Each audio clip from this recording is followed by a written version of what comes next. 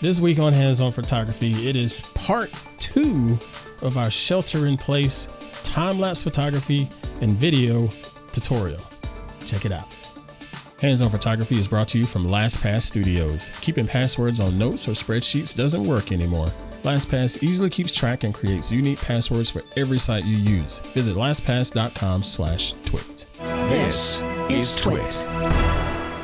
This episode of Hands-On Photography is brought to you by Mint Mobile. Cut your wireless bill down to just $15 a month with their 3-month introductory plan and get the plan shipped to your door for free at mintmobile.com/hop.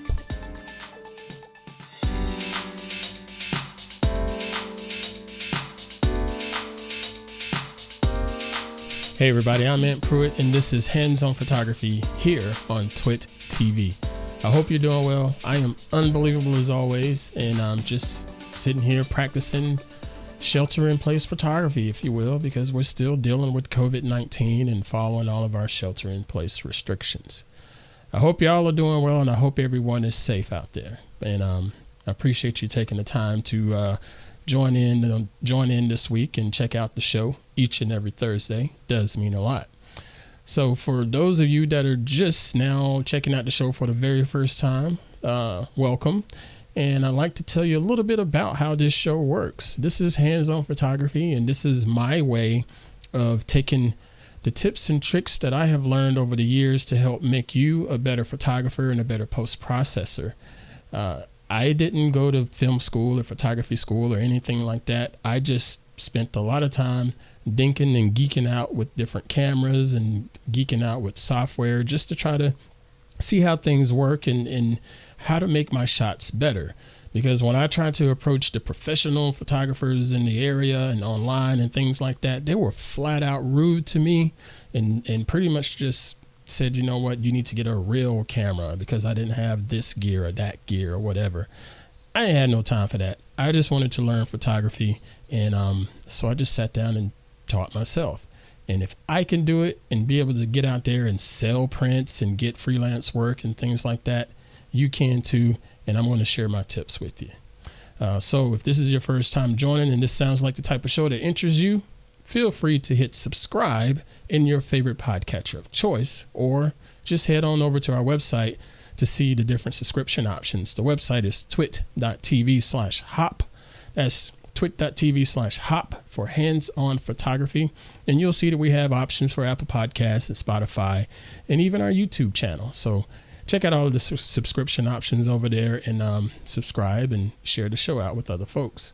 And again, I'm here sheltering in place at the home studio, so you may hear some background noise from outside. I've been battling with that all morning. Hopefully it won't interrupt the show too much. But anyway, let's go ahead and get started with this week's show. Last week on the show, we talked about another shelter-in-place tactic that I was doing from a photography standpoint, which was time-lapse photography / time-lapse video. And I walked you through setting up your camera and understanding what a time-lapse is and the different tools and things like that you'll need to create a time-lapse. And where we ended off on part 1 of this series, we stopped at just getting all of your images imported into your computer and did some batch post-processing. Remember I talked about batch post-processing back about 3 episodes, so I can't remember the exact number, but yeah, there's an episode about batch post-processing, so check that out too. But yeah, I got them into Lightroom, and then we just needed to export those images out so we could use them inside of our video editor to create a time-lapse video sequence. And for this episode, I'm going to use Adobe's Premiere Pro. I've already done the Lightroom part, but right now for the video side, I'm going to use Adobe Premiere Pro because I'm a Creative Cloud user and an authorized Adobe affiliate, of course. You can use any video editor that you want. A lot of this functionality is pretty normal in most any video editors out there. Even the free ones like DaVinci Resolve can do stuff like this. But I'm going to show you all Premiere Pro and how we're going to walk through and just make all of those 200 or so images that we snapped into a video sequence. But before we get into that, I want to take a few moments to thank this week's sponsor.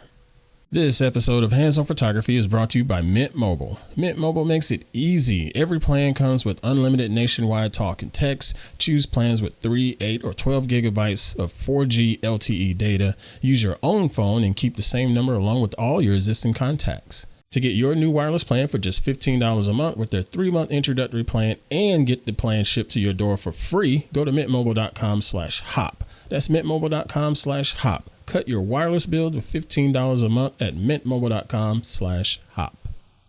All right, so I'm going to go ahead and fire up Premiere Pro and show you my screen here just by hitting this magical button on my computer. Boom. So now we have Premiere Pro. This interface, I know it could be a little bit scary to look at, but don't worry. I promise you, Premiere Pro is pretty easy to use. Just have to get past this facade of all of these different menus and panels and things like that. We'll walk through this pretty easily. Okay, so down here we have our file menu. Well, it's not down here, up here in the upper left corner, we have our file menu. And we're just going to import all of those images that we shot and did the post-processing on. Okay, so now you'll see I have roughly 200 images right here in this folder, but I'm not going to do a single click on the first one and then grab the very last one by holding down shift so everything gets highlighted or anything like that. I won't do that. That's not going to work here. So let's cancel out of that and we'll try this again. So we're going to say File, Import, or Control-I on your keyboard. And instead of doing a select all of the images, I'm just going to click on the first image, just like this. Just click one time, not a double click, just a single click.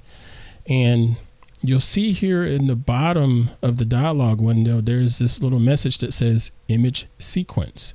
Well, what does that mean? So ideally, when you're shooting on your DSLR, mirrorless, or what have you, sometimes with your smartphone, the file names that come from each image, they're usually in a sequential format. Like the first shot is file 1, the next shot is file 2, and so on and so forth.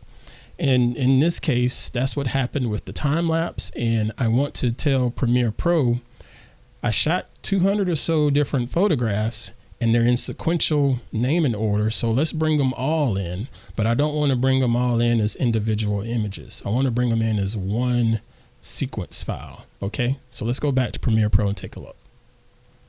All right, so I'm going to click one time on that image and you'll notice the file name is, that one ends in 35 and then 36, 37, so on and so forth. And I'm going to make sure this little box down here that says image sequence is checked. Okay.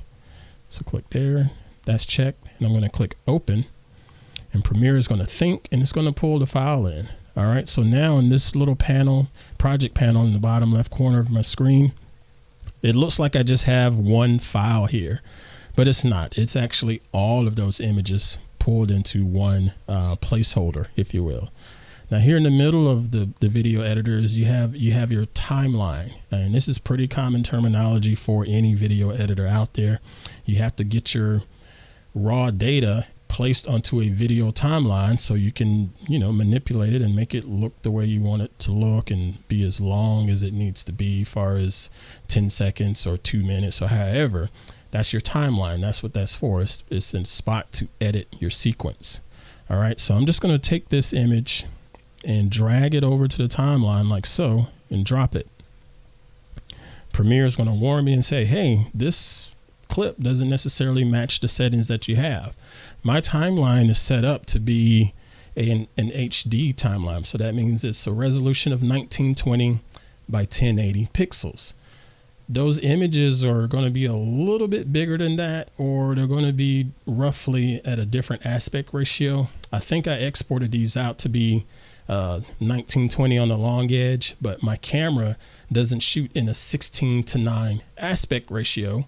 So it's going to pull them in and say, hey, this isn't a 16:9 aspect ratio. It's more of a squeezed in square 3:2 format. So I need to tell Premiere it's okay.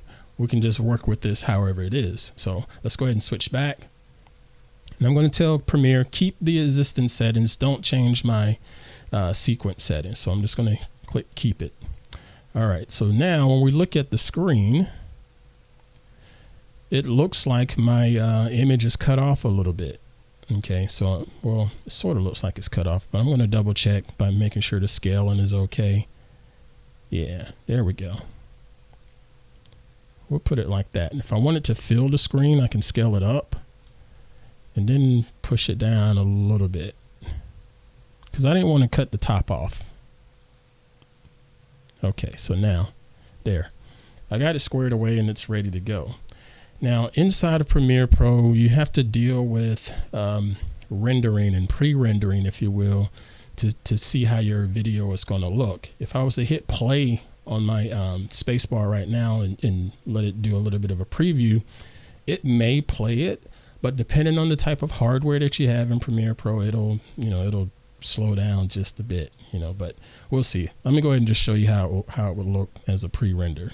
So I'm just going to hit play, and it stutters a little bit, but that's okay. That is an easy fix. Inside of Premiere Pro, I can just go to sequence and hit render in and out. And Premiere is going to think about it and say, hey, he just pulled in 200 or so image files. We need to turn this into an actual video real quick. So let's go through and scan it and blend it all together. And if you look at this dialog, it wasn't 200 images. It was actually 194. So I was close. Okay, so now when I play it back, you can see that this is a time-lapse footage, but I wanted to explain to you again that when we did the actual setup and shooting of this, again, this was 200 photographs that were snapped at about every 5 seconds or so for maybe 10 to 15 minutes. So what you're seeing on the screen is what's happening between each snap. So every 5 seconds, there was just a little bit of movement in the sky. And when you blend it all together, it just gives you a whole lot more drama and a whole lot more movement to look at. And that essentially is how a time lapse works.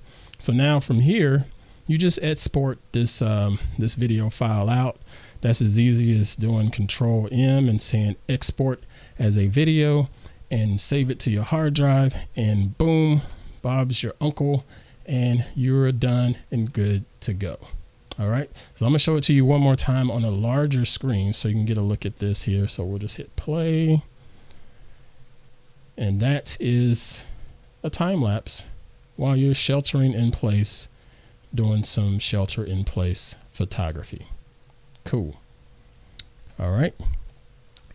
Okay, folks, so that is it for this week's episode of Hands-On Photography. I appreciate you all joining me this week and being patient with me as we battle through home studio background noise and stuff like that. It really does mean a lot that you all continue to stick with us and download the show each and every Thursday. Again, if you haven't subscribed yet, go ahead and subscribe now. And also, when you're subscribing, see if your app offers a rating or a comment section, and just leave us a rating and leave us a comment. All of that information really does help out the show, and it does help push us up in the ratings, so other people can find out more about hands-on photography and join in and be a part of the hands-on photography community. Speaking of community, make sure you join our online forums. That's twit.community on your browser. You can check out all of our shows there and check out the conversations between us as the host, Mr. Laporte, and all of the other community members. It's not always just talking about the shows or just talking about tech. Sometimes it's just fun, witty, funny conversation happening over there. So that's twit.community if you'd like to check out our online forums. All right. Follow me on Instagram at ant_Pruitt, and you can follow TWiT on Instagram as well. And if you'd like to send over some images for critiques or just have some questions about photography or post-processing or anything like that, shoot me an email, hop@twit.tv. I am still trying to answer as many emails as I possibly can. It's been great seeing people send over their images and get critiques and things like that, or just, offer up their support. I really do appreciate that. It means a lot. As a matter of fact, a future show coming up is going to be strictly about your feedback. So if you have some questions or you have some critiques that you'd like to see, shoot the email on over to us. I look forward to seeing it. All right, that's going to do it for me this week. Check us out each and every Thursday here on the network, twit.tv. And make sure you subscribe, make sure you share with everybody else that may be interested. And in the meantime, get on out there and safely create and dominate. And I'll catch you all next time. Thanks very much, folks. And also, thank you too, Mr. Victor, for making me look good. We'll see you. Hey, I'm Jason Howell, host of Hands on Android, a techie look at how to customize your Android device, as well as take a look underneath the hood and see what's really going on down there. You can subscribe by going to twit.tv/HOA, or you can find Hands on Android in your podcatcher of choice.